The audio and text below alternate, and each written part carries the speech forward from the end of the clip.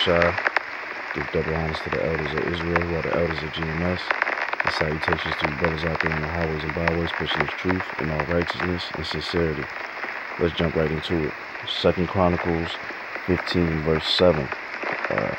Be ye strong, therefore, and let not your hands be weak, for your work shall be rewarded. It says, let not your hands be weak.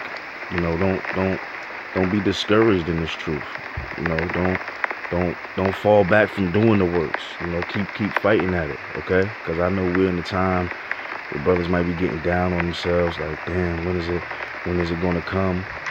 Okay, or you may feel like that, but if you have faith, you understand that it is that, you know, the Most High promised us that He's going to send His Son down to deliver us. Okay, and we see those signs that is on His way here. So don't be discouraged. Let not your hands get weak. Okay, it says, for your works shall be rewarded. So keep doing those things, and you're going to be rewarded. That's the promise. And what is that reward? To be delivered out of the second death. Okay. Because it's not something that we want to be a part of on the left-hand side. We want to be a part of it on the right-hand side. Okay? Let me read that one more time. 2 Chronicles 15:7.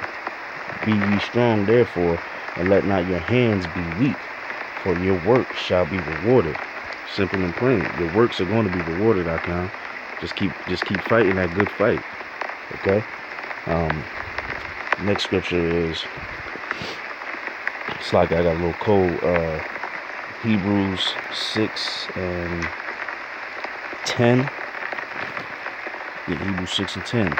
For the Most High is not unrighteous to forget your work and labor of love, which ye have showed toward His name, and that ye have ministered to the saints and do minister. We read that again. For the Most High is not unrighteous to forget your work and labor of love. So if you're laboring in love and you're doing the works in righteousness, He's not going to forget that. You're going to be rewarded for that. Okay, so don't think you're doing these things in vain if you're being sincere about it. Okay, and we're going to bring up that word sincere a little later, but that's how you have to be in this truth. You might not be getting what you actually want right now, but you're going to get it sooner or later. And what you're going to get is better than the physical things on this side, which is those bullshit FRNs, which is about to be sloppy. It's about to be have no what's the word I'm looking for? Have no value. Those FRNs have no value. Okay? But the real money we want is this knowledge. Okay? That's how we're going to get into the kingdom, with this knowledge and understanding, through faith, through fear and faith. Okay? We have faith through fear, because we know these things, we know the things to come. So I'm going to read that again. Hebrews 6 and 10. For the Most High is not unrighteous to forget your work and your labor of love, which ye have showed toward His name. There goes that name again. And that's a big topic right now. Okay, toward His name. For that ye have ministered to the saints and do minister.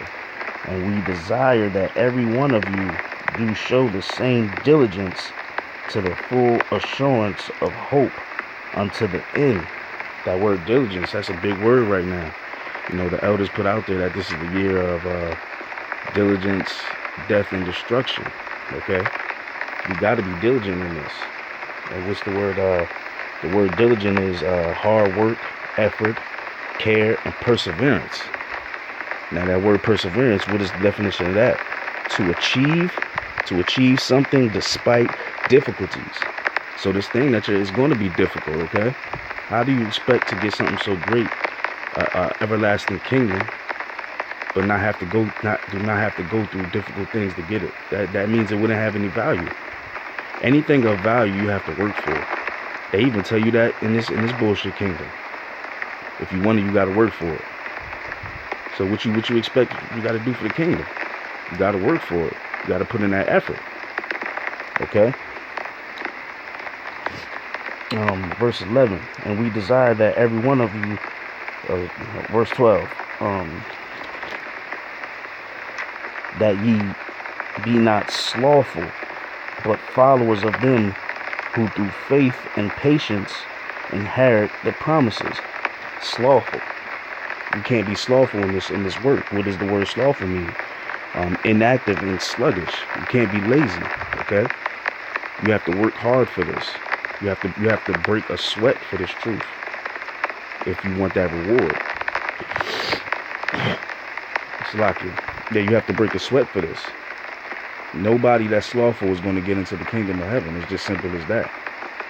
Now, your hard work might not be quote unquote hard as the next man, because everybody has their certain gifts. So don't compare yourself to that man. But you know what you can do. Whatever you can do for this truth, you do it to the best of your ability. That's it. Your abilities might not be best as the next man, but if they're the best of your abilities, you got it, man. Don't compare yourself to no next man, okay? Now you can make a comparison in the sense of, okay, these are some things I have to work on. But if you're not as good as the next man, that's all right. As long as you're doing it to the best of your abilities, okay? Simple and plain. And then at the end it said,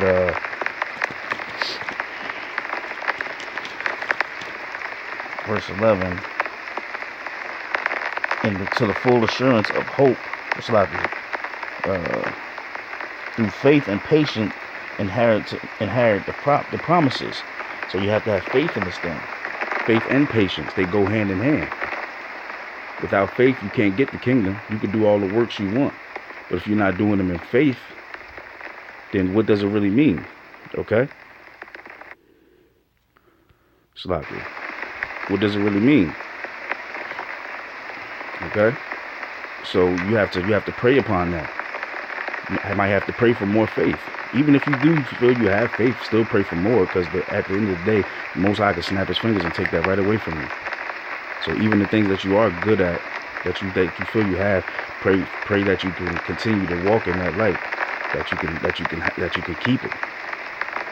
Because we're seeing, man, we're in the time of Passover. The Most High is trimming the fat. All right, so it's time to really get on our job. We go to the last scripture. This is Romans 12, verse 11. I'm gonna start at 10. 11 is the point, though.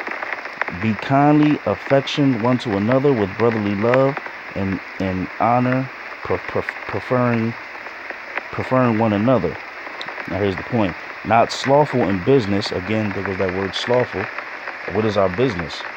Is this truth? Is out there prophesying, preaching this truth, telling our people to come back to the Lord, come back to Yahweh Shem Yahweh Shai. Okay, telling them that the kingdom is at hand. It's time to repent or get death. Simple and plain.